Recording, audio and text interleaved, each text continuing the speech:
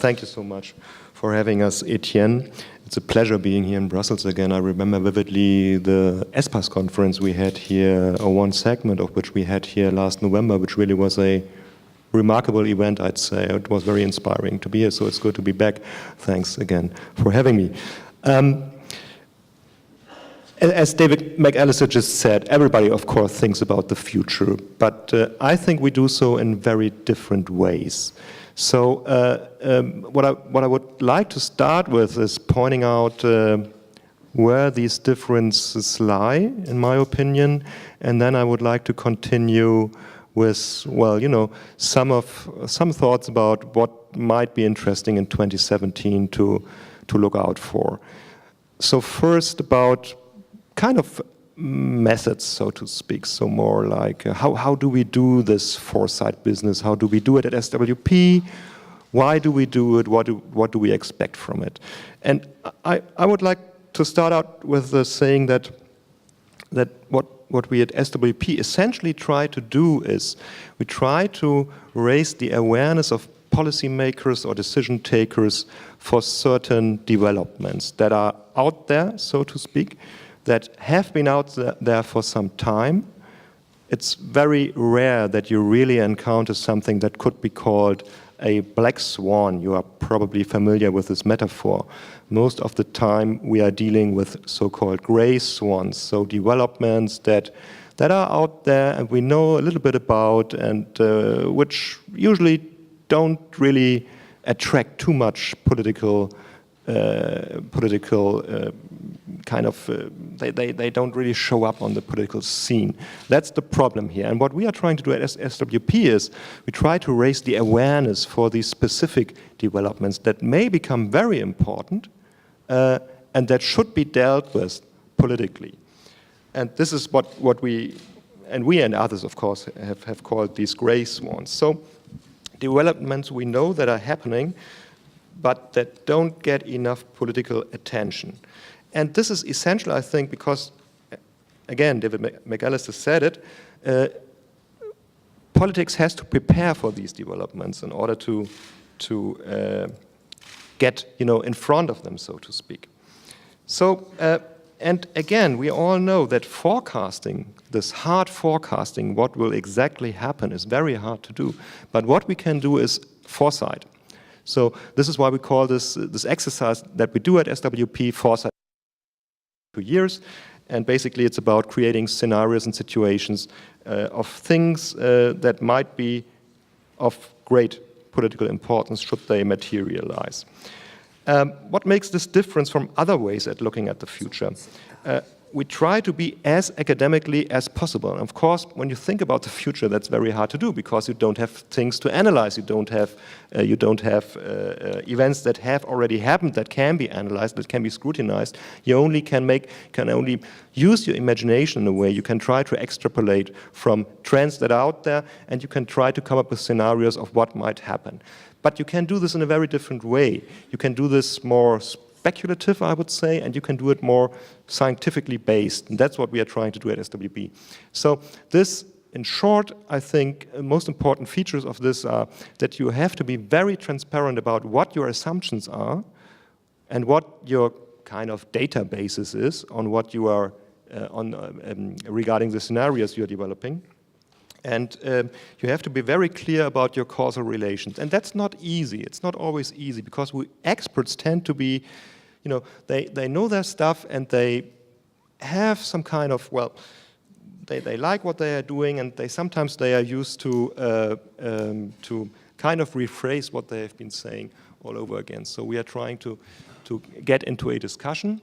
We are trying to discuss among the colleagues what might happen and what is to be expected, what might be expected if you're an expert on a subject which would contradict what you would expect to happen. So challenging the narratives that experts use, I think, is one of the main tasks.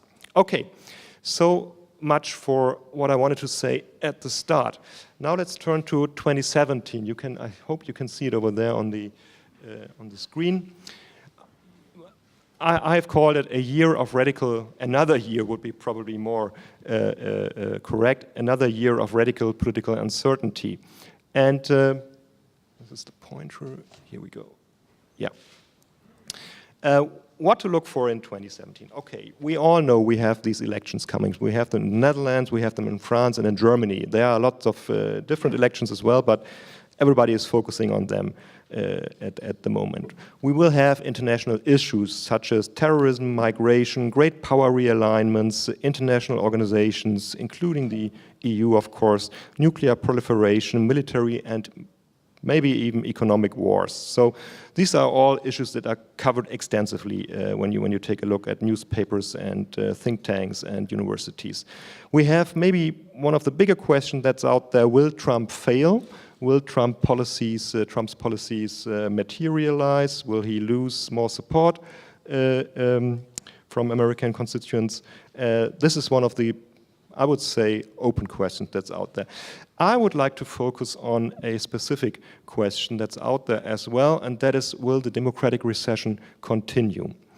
What do I mean by this? I think we have been observing for some time now, and that is what makes this a so-called gray swan, multiple threats to democracy. I just used a quote by Larry Diamond, one of the one of the worldwide leading scholars on democratization. The only truly reliable source of regime stability is legitimacy. And what we've been seeing for some years now, is that democratic legitimacy is being challenged in different dimensions. And let me start with 3 quotes. First quote would be, that's a very popular one: "People like me don't have a say." It's a regular issue in surveys that are being conducted among publics, and very often people confirm this statement. So "people like me don't have a say" refers analytically to what you could call input dimension to democratic legitimacy. So what we see here, what we have seen for some years, for instance, is that we have comparatively more participation of minorities when it comes to elections. You probably remember the famous Obama coalition.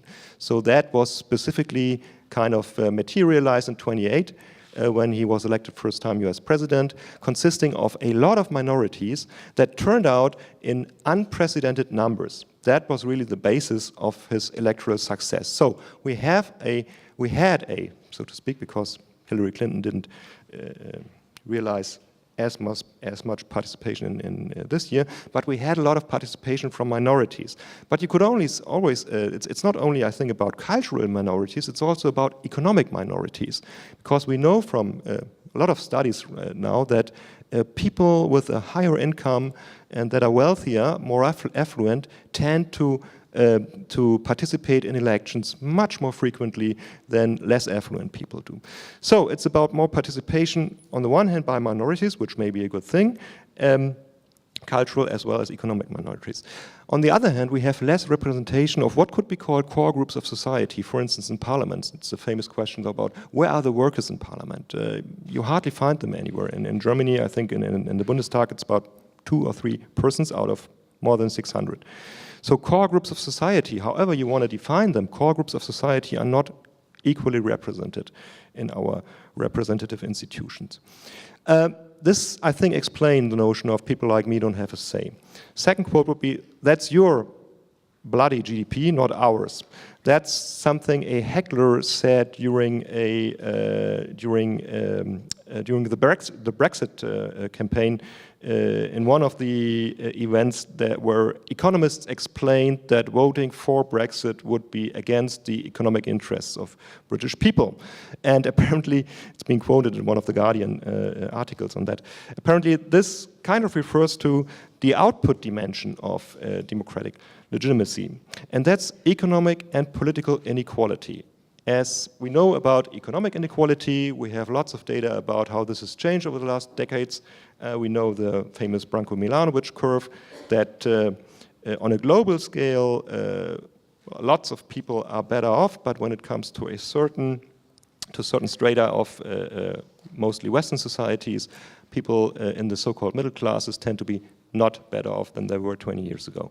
And again, political inequality, as we have observed it, because when we could expect that when certain minorities, for instance, economically defined minorities, vote more in elections, that they have more influence on political decision. And that's essentially the case. We have studies on that as well out there. So that's your GDP, not ours. So people kind of dissociate themselves with economic growth. And finally, the country is headed in the wrong direction. That refers, I think, to what you could call time dimension when it comes to democratic legitimacy. And that is, we see less upward mobility than we have seen over the last decades as well. And this, again, to rephrase this is not new. This is the so-called gray swan. It's been out there for some time now. We have all the research that we need on that for maybe 10, 15, 20 years. Multiple threats to democracy. How can we explain that, and what about some indicators on that? We know about what has been called global democratic recession since more or less 2006, so we don't see advances when it comes to democratic governance on a global scale as we used to see it before, after the end of the Cold War. We had decreasing voter turnout rates, and we had less and less satisfactions with democratic institutions and governance in consolidated democracies. And we see increasing support for political challenges, that's how you could call them, including the so-called populist movements. We saw it in 2016 in the German Länder elections, where we had a 5 to 10% higher turnout, which more or less only went to AfD, the Alternative for Germany.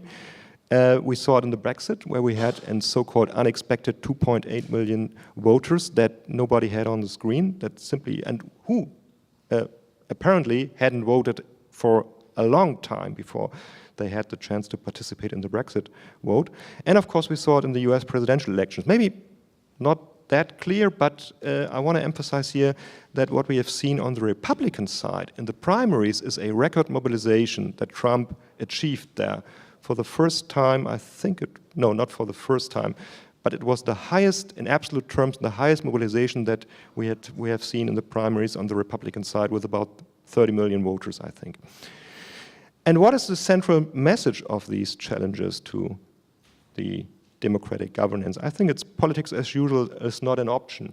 And I think this is kind of the winning formula that particularly Trump used very skillfully in his election campaign.